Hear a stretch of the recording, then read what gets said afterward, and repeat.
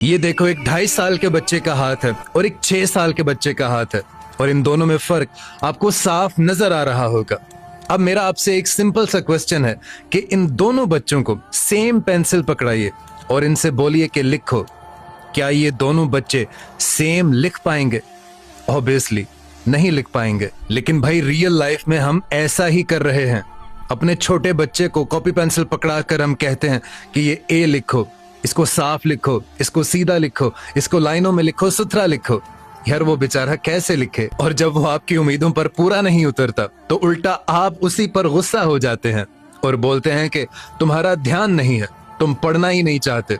हमारा बच्चा पता नहीं क्या हो गया, इसको बच्चा स्लो है हमारा, और न जाने पता नहीं क्या क्या अपने बच्चे को आप बोलते रहते हो। लेकिन सच ये है कि उसका हाथ अभी रेडी ही नहीं है, उसके मसल्स, उसकी ग्रिप, उसका कंट्रोल अभी बना ही नहीं है। और शायद जोर जबरदस्ती करके आप उस बच्चे से लिखवा भी लें, लेकिन आप ध्यान में रखिएगा कि अभी उसकी बॉडी ने उसके लिखने वाले जो मसल्स हैं वो प्रोड्यूस ही नहीं किए हैं, वो बिल्ड ही नहीं किए हैं, और अभी उसकी बॉडी लिखने के काबिल है ही नहीं। और सिर्फ इसी एक रीजन की वजह से जापान, जर्मनी, फिनलैंड जैसी कंट्रीज में बच्चों को 6-7 साल की उम्र तक पढ़ाई लिखाई के लिए पुश किया ही नहीं जाता, बल्कि उनका जो मेन फोकस होता है वो रेसिंग की तरफ होता है, जंपिंग की तरफ होता है, प्लेइंग की तरफ होता है और सोशल एक्टिविटीज की तरफ होता है। लेकिन हमारा बच्चा जब 5-6 साल की उम्र को पहुंचता है तो उसकी कमर के पीछे 3-3, 4-4 किलो का बैग होता है कि भाई तू पढ़ जाके आला तालीम हासिल कर। और फिर एक और जुल्म भी हम अपने बच्चों पर करते हैं, छोटे बच्चों पर स्पेशली।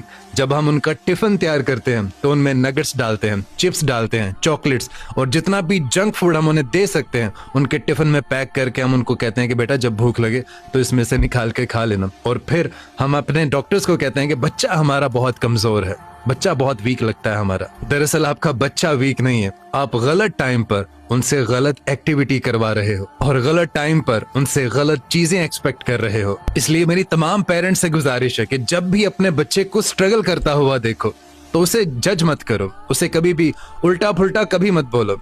और ये बात आप याद रखो कि प्रॉब्लम उसमें नहीं है, प्रॉब्लम सिर्फ और सिर्फ आपकी जल्दबाजी करने में है। आप वक्त से पहले अपने बच्चे को बड़ा करना चाहते हैं, वक्त से पहले दूसरों से आगे निकल जाने को तरजीह देते हैं। अपने बच्चे की हिफाजत करें और उसे अच्छे से मेंटेन करें, वो आपका नाम जरूर रोशन करेगा।